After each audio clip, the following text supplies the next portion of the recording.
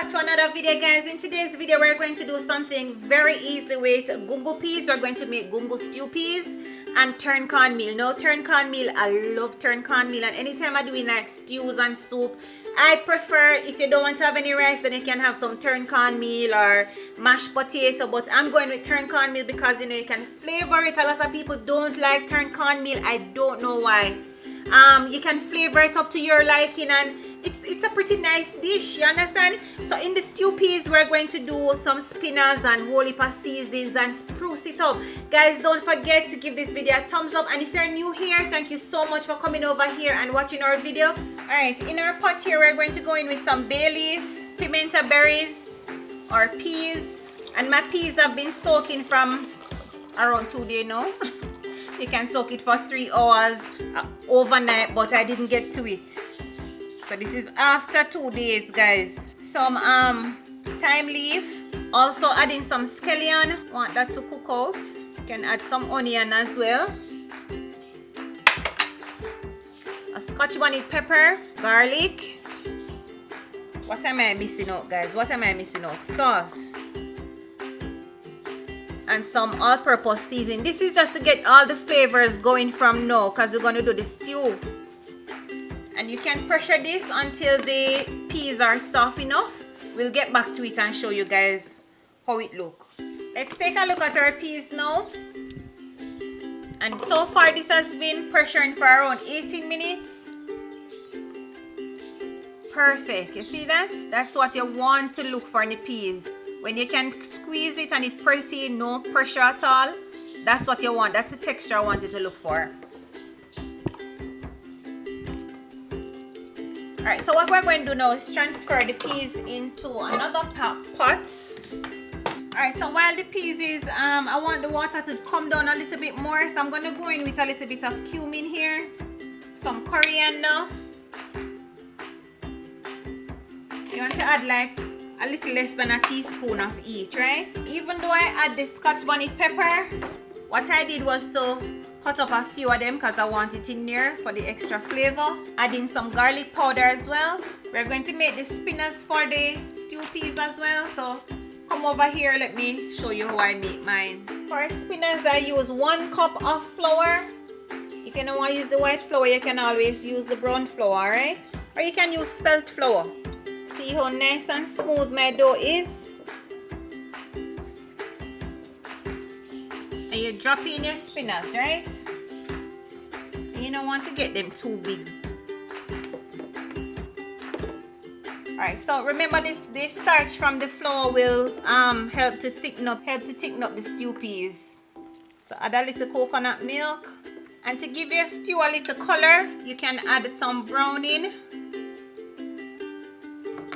I think we're on a nice track here now, guys. All my veggies has been washed.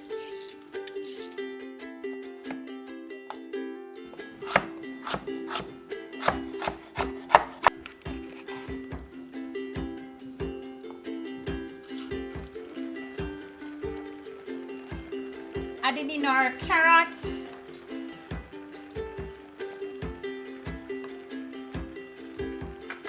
Want to put some ginger in it as well, guys.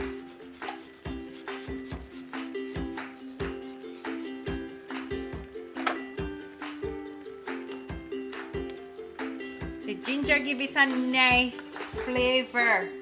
No joke. This is too watery, so I still want it to come all the way down, not too much, so you know everybody can have a little gravy in a them plates, right? Closer to the end, I freshen it up with some of the onions and sweet peppers. Let's move over to our turn cornmeal. Going in with our garlic and scallion.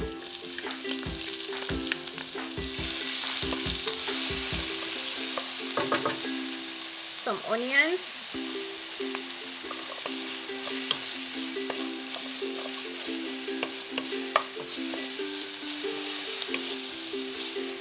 A teeny piece of Scotch bonnet.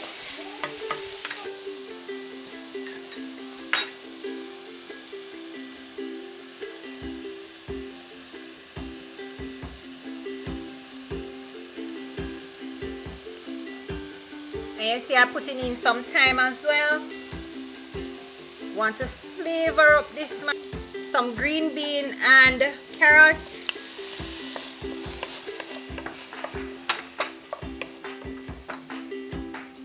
Or coconut milk.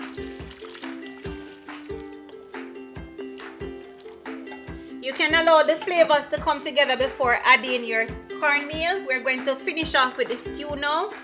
Alright guys, you can see how the stew peas come together and look so nice and rich. What we're going to do now is just finish off with some black pepper.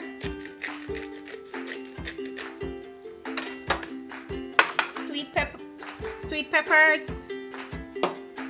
And a little dry parsley. Just for additional flavor, okay? And now we eat that, guys. This is us. We're finished with this over here. Let's finish off the turned cornmeal now. I prefer to use the coarse one. The refined one, it come out too mucky. So I don't like it. So as you gradually add the cornmeal to your pot and mix. I forgot to use the butter earlier, so I'm going in with it as well.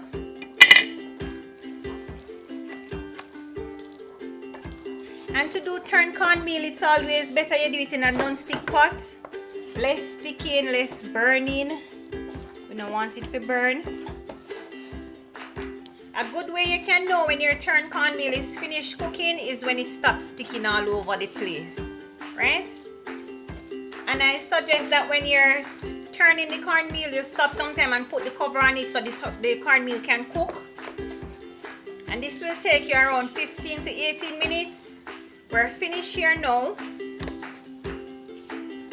And you don't want to dry it out too much. So as soon as it look like that, you can turn. And this is it, guys, our nice turned cornmeal with our gungo peas, stew peas over here. Thank you so much for watching this video, guys. I hope you give it a try. Until next time, bye.